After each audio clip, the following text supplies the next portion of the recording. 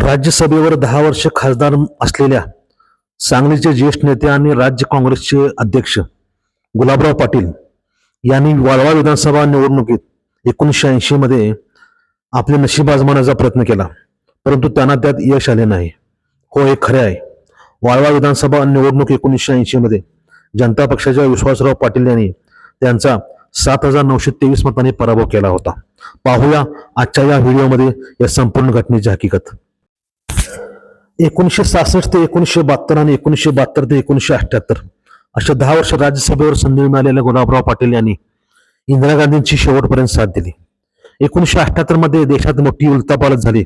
काँग्रेसमध्ये उभी फूट पडली आणि इंदिरा काँग्रेस आणि रेड्डी काँग्रेस असे 2 भाग झाले. संपूर्ण महाराष्ट्रातून इंदिरा गांधी यांना साथ देणारे पहिले नेते म्हणून गुलाबराव पाटील यांच्याकडे पाहिले जाते. 1980 मध्ये राज्यामध्ये मध्यावधी निवडणुका लागल्या आणि सांगली जिल्ह्यातील वाळवा मतदारसंघातून इंदिरा गांधींनी गुलाबराव पाटील यांना वाळव्यातून काँग्रेसच्या चिन्हावर उभे केले.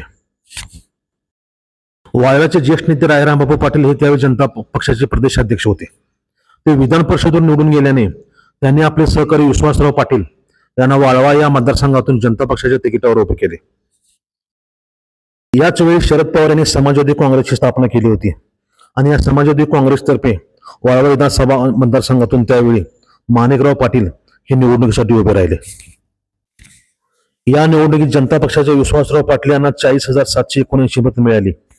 काँग्रेसच्या गुलाबराव पाटील यांना 32,856 मते मिळाली आणि समाजवादी काँग्रेसच्या माणिकराव पाटील यांना 5,746 मतांवर समाधान मानावे लागले. अशा तऱ्हेने रायरामबापू पाटील यांच्या नेतृत्वाखाली विश्वासराव पाटील यांनी गुलाबराव पाटील यांचा 7,923 मतांनी पराभव केला. गुलाबराव पाटील हे 2 वेळा खासदार आणि विधान परिषदेवर आमदार असून देखील त्यांना विधानसभेला उभे करण्यात आले होते.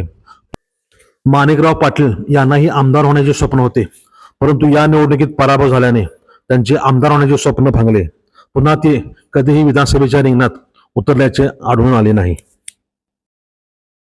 राजकारणातील अशाच जुन्या माहितीसाठी, जुन्या किस्सेसाठी आणि जुन्या निवडणुकीतील माहितीसाठी आमच्या राजकीय लाईव्ह या चॅनलला सबस्क्राईब करा, शेअर करा आणि कमेंट करा. धन्यवाद.